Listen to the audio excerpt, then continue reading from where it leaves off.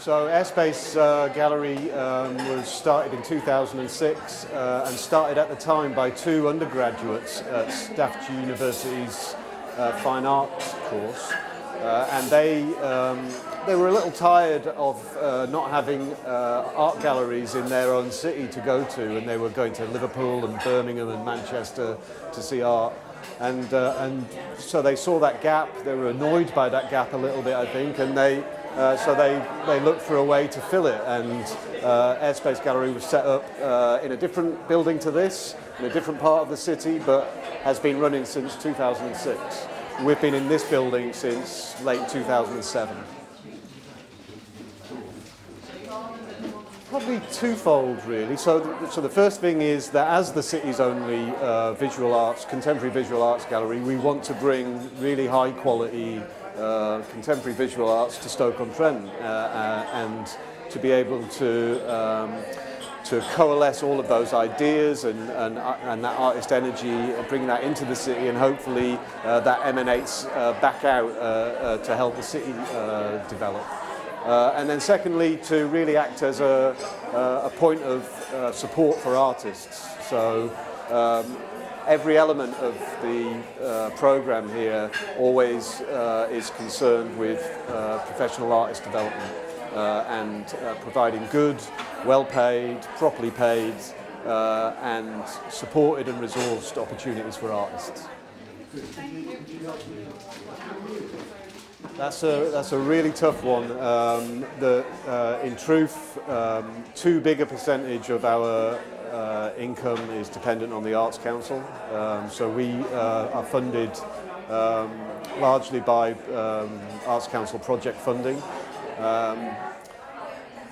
And the way that we try and augment that is through building partnerships with other organisations in the city and outside, and that can bring some funds in, but it also creates a collegiate sense of fraternity. The more partnerships you have, the more support that there can be there.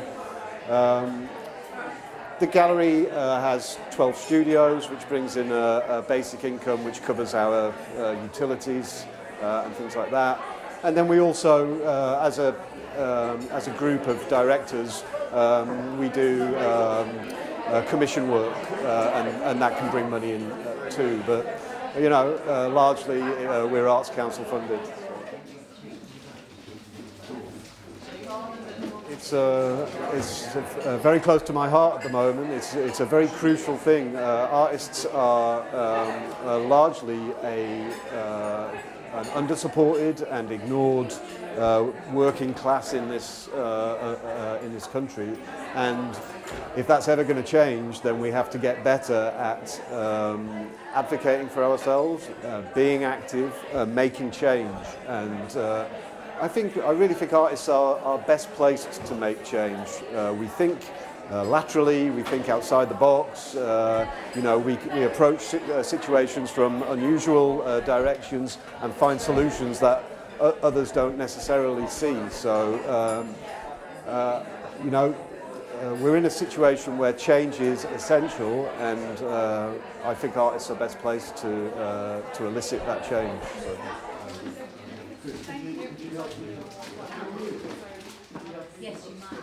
Wrap up warm.